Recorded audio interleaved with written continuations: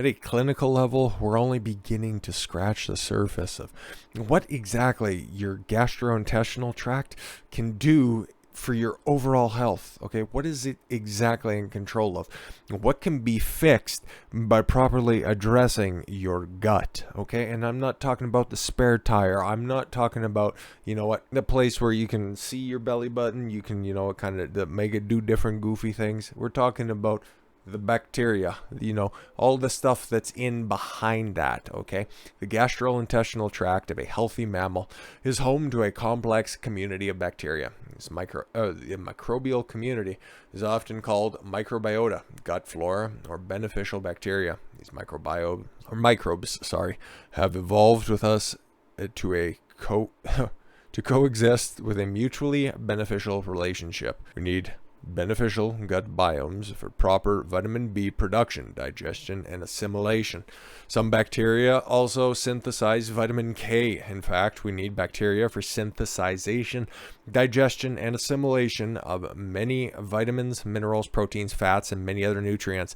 Healthy bacteria also keep the population of other microbes like Candida down to healthy levels. Healthy bacteria colonies form a biofilm that keeps intestinal walls healthy and act as a barrier against pathogens. Healthy bacteria move slowly and crowd out unwanted pathogens. Healthy bacteria move slowly and crowd out unwanted pathogens. We'll just run that back once again. That's what I get for looking at the clock. The more the better, and it doesn't reside in our gut. Some of them can and do pass through the gut wall and live out in our body at large. It often said that bacteria in our body outnumber our own cells by about 10 to 1. Yeah, isn't that weird to think of?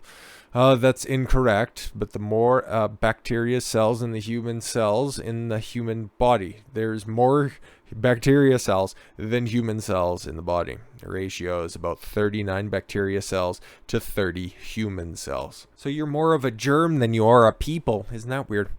If you've ever been to a biodentist, that's weird. They have shown you what your mouth bacteria looks like under a microscope. Generally, the fast-moving bacteria are up to no good. You can see these guys frantically swimming around to look for trouble, banging against the teeth and gums, maybe looking for a good place to burrow in to make their home, feed, and reproduce. Ew, gross. Your mouth is a home of where bacteria is in there doing some weird stuff. But that's not all bacteria. There's good bacteria and there's bad bacteria. Okay, bacteria is responsible, clean up their area, and while they aren't, there's not good bacteria, in the grander sense. Okay, there's not good bacteria and bad bacteria. There's just different points of view for those bacteria. Sure, pal. They're bad in the context that they're in your body and they could be doing damage to you, or they're good because they're in your body and they're helping you. So that's what we're looking at. Good bacteria under bad circumstances will become bad bacteria very quickly. So what do we got here? We got Candida. Chris Candida does a sweet top rope power bomb. We all have Candida spores in our gut, even when we're healthy. They're particularly indestructible. That's awesome. I built a suit of armor out of them. Anything we could do to kill them will probably kill us. Yeah, I won't be going out without you too. They can reside within your body dormant without causing problems for an estimated 6 months. Antibiotics, kill bacteria, and antibiotics can also kill other pathogens, including fungi. But yeast spores are left to rule. When there is an opportunity to flourish, Candida turns fungal, becoming pathogenic. Common causes of Candida overgrowth. So how do you want to make sure that those indestructible gut flora flourish? Well, overconsume alcohol, antibiotics, vaccines. Interesting.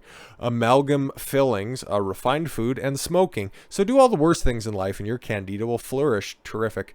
What about a leaky gut? We've heard about this before, and if you haven't, we'll just get you familiar with it. Gut is permeable, and to some extent, it's always leaky. See, it's always leaky. There's no hope out there. The health gut biofilm doesn't let unwanted things pass into the bloodstream. Some of the good bacteria will get through, but that's okay. Now remember, there are bacteria all over our body. There's even some right there, and right there, and right there. Anyways, we want the good guys, not the bad guys. I'm the good guy. Anybody who has to explain that they're good at anything isn't good at it. If candida takes over, the abundance of candida increases zonulin levels, a substance that controls the tight junctions between enterocytes in the gut. A lot of technical terms coming up here. Leads to weaker junctions and the development of a leaky gut. More zonulin means weaker enterocytes, which means leaky gut. Got it good? It'll be on the test at the end. There's no test at the end. And here's a scary fact for you. Candida filaments also permeate directly through the walls of the gut lining and contribute to a leaky gut in the manner as well. Oh my god. In other words, picture centipede. Picture a centipede on your human. Gross. Good luck sleeping tonight. Looking things up. With very long legs that can kind of drill into the gut lining. The intestinal wall will get dry and cracked and make up for the gut with much more permeable than it should be at the stage of pathogens and undigested proteins making it into our bloodstream. Oh cool, centipedes in your bloodstream. That sounds awful. Let's try to make sure that doesn't happen. So what are the supplements and what exactly can you do?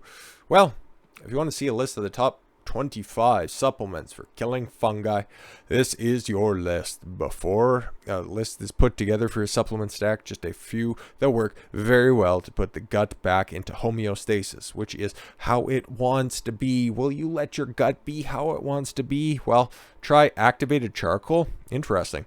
Binds with positively charged things in the gut, like candida in its pathogenic form. And many of the toxins it produces, which then gets defecated out of the body. Ew! Astralagus, a potent antimicrobial that is also anti-inflammatory, boosts the immune system, slows tumor growth. It's not a tumor. It's astragalus. Helps prevent and reverse diabetes and more. Berberine, this plant root alkaloid extract is confirmed and potent antiviral, antibacterial, and antifungal properties. Biotin. One that I've actually heard of. Well, I know about activated charcoal, but I know biotin. Presence in vitamin B, biotin, as it is said that yeast is unable to change into its mycelium form.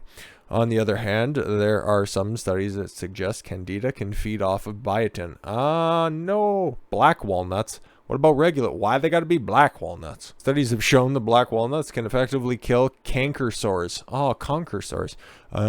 Herpes and syphilis. The husks of black walnuts have potent antifungal powers, more powerful than many prescription drugs. Fungi and parasites thrive in an acidic environment. Did I say environment? That's ridiculous. Bad things thrive in toxic environments. Oh, wow. Do you need a video to tell you that? Caprylic acid. Sorry. Coconut or coconut oil. Very strong antimicrobial properties. That's where you can find caprylic acid. Chlorella. Simonin. Oh wow, simonin, a potent natural antifungal with tons of other benefits. Clays, if you want to suck on some Play-Doh, I guess. Clove, Cranberry. There's nothing better for the urinary tract infection than unsweet. This is important, okay? Don't just be going down there and get ocean spray cranberry juice because it's just loaded to the nines with a bunch of glucose. That's sugar, by the way. Get the unsweetened, unadulterated cranberry juice. Or just eat cranberries. That could be fun. You also get fiber that way. Diatomaceous earth. Eat some earth. Some DE, interesting. Negatively charged chelictor, like charcoal and bentonite clay. Not as effective, kills pathogens. Candida biofilm protects it as well from DE. I've never heard of that before, but eat some earth, I guess. Enzymes, obviously. Hemicellulase, protease, and cellulase have been shown to break down the cells of the wall of the biofilm of Candida. Garlic, allicin, the compound in garlic, and allicin. Has antifungal, antibacterial, and antiviral properties. Garlic helps strengthen the immune system. You damn well better believe it. Golden seal, from California. Golden rod, suck on a flower. Magnesium, its benefits are numerous and plentiful. Molybdenum, or molybdenum, it's on the periodic table. Breaks down the toxic metabolites of Candida albicans. Awesome. Mushrooms. Mushrooms are tasty. Lemongrass. Neem. Oil of oregano, but not the oregano. That's weird. Olive leaf extract. Again, weird. Paul Darko. I think I've seen he was opening up for a local comedian. Oh no, that's Pau de Arco. Also known as La Palco. All right. This supplement has received worldwide attention in recent years. Never heard of it before, but I'm sure he's a nice guy. Numerous studies proving its amazing health benefits, including its ability to kill antibiotic-resistant bacteria and difficult fungal infections like Candida. Cool. Might take a look at that more in the future. Probiotics. Obviously, probiotics help with gut health. What else do you need to know? Spirulina, for the purpose of candida killing. It works just like other aforementioned algae, chlorea. Yeah, obviously. Turmeric. Turmeric's amazing. Undeclinic acid. Fatty acid is 6 times more effective than caprylic acid. Shown in studies. I'm sure it's just hard to come by. That's the only reason why. Wormwood. Ew. And zonk. Always eat zonk. Zonk is good. Zinc, by the way, for those of you just listening and not watching. Zinc helps with protein digestion, enzymatic reactions, energy production, antioxidant functions, and imperative for proper mineral balance. It's one of the electrolytes. It's powerful for a reason. So what about the diet? Well, can you be make cranberry lemonade every day? If you like that kind of stuff, eat a very large salad for breakfast. I don't like breakfast. I just eat a salad. For dinner, cook from scratch. Yeah, how about that? Eat fresh. Don't eat out of a box. Try rice, beans, quinoa, lentils, millet, and amaranth. Well, when she's not too busy sucking on an ear-shaped microphone. That's a deep cut. Salads are most important part of the protocol. Sweet fruit should be severely limited. There you go. Because the fructose and that sugar, it's just going to help out the candida. Wheats and oats should be avoided until gut health is restored. Yeah, because that'll create gas and, fiber just continuously pushing things along. Not exactly all that helpful if you're working on repair, if you need to use it all the time, for reasons I've outlined. Variety. You need a lot of different foods of bacteria to help to make a gut healthy. Different bacteria like different foods, and most beneficial bacteria like the healthiest food. Raw vegetables and herbs feed the gut the best, producing the healthiest bacteria. If you think about it, nature really wouldn't work any other way. Exactly. Whenever in doubt, if you're always worried or if you're ever looking on tweaking your diet, just think, is this something simple that could have kept you alive 300, 400, 500 years ago? If it does, it's probably a good choice to try. And there's nothing that you can't try for at least a month that you can't, reverse if you have an adverse effect to it. So consider referring to said list that we just went over ad nauseum. If you're finding yourself just, running a little bit soggy, okay, and you can't quite figure it out in your brain why it is that certain things are really affecting you differently, because when your gut is thrown off, your mind could be off, okay, not just your physical health but also your mental health as well. So if you just focus on the basics, okay, if you just focus on eating a proper diet and really helping out your body, it'll help you in turn.